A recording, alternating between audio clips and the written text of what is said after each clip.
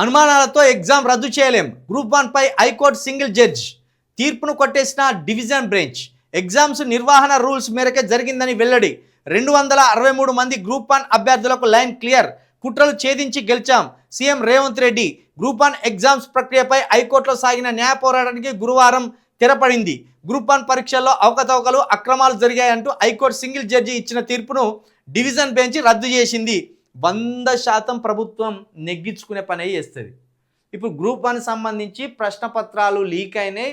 ముందే కొన్ని ప్రశ్నలు లీక్ అయినాయి. కొన్ని సెంటర్లకు సంబంధించి ప్రశ్నపత్రాలు ముందుగానే పోతే ఆ ప్రశ్నపత్రాలకు అనుగుణంగా అభ్యర్థులు చదువుకొని ఎగ్జామ్ రాసిందని ఒక పెద్ద ఆరోపణ వచ్చింది.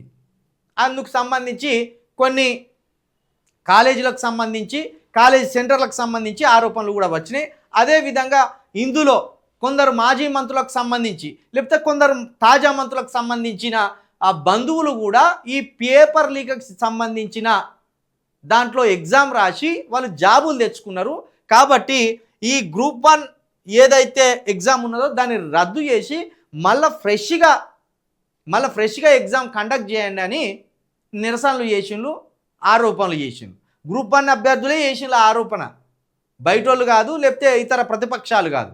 గ్రూప్ 1 అభ్యర్థులే ఇక పలానా మంత్రులకు సంబంధించిన బంధువులు ముందుగానే వాళ్ళ ఇండ్లకు పేపర్లు పోతే ఆ పేపర్లు చూసి రాసిండ్రు వీళ్ళు ఎగ్జాము. అసలైన అర్హులం నష్టపోయినామని ఒక ఆరోపణ, ఒక అపవాదులు వచ్చినాయి. కానీ ప్రభుత్వం ఊరుకుంటుందా?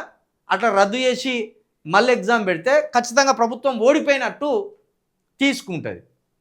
కాబట్టి ఇప్పుడు హైకోర్టు ద్వారా చెప్పించింది ఈ ముచ్చట్ని. హైకోర్టు ద్వారా ఏమని చెప్పిండ్రు, ఎలాంటి అవకతవకలు జరగలేదు, బరాబరే నిర్వహణ రూల్స్కి అనుగుణంగానే ఎగ్జామ్స్ నిర్వహించినాం, కాబట్టి దీంట్లో ఎలాంటి అవకతవకలు లేదు, గ్రూప్ 1 ఉద్యోగులకు సంబంధించి ఉద్యోగాలు ఇవ్వవచ్చు, వాళ్ళను విధుల్లోకి తీసుకోవచ్చు అనే ఒక ఆర్డర్ను కూడా హైకోర్టు సింగిల్ బెంచ్ జడ్జి ఇవ్వడం జరిగింది.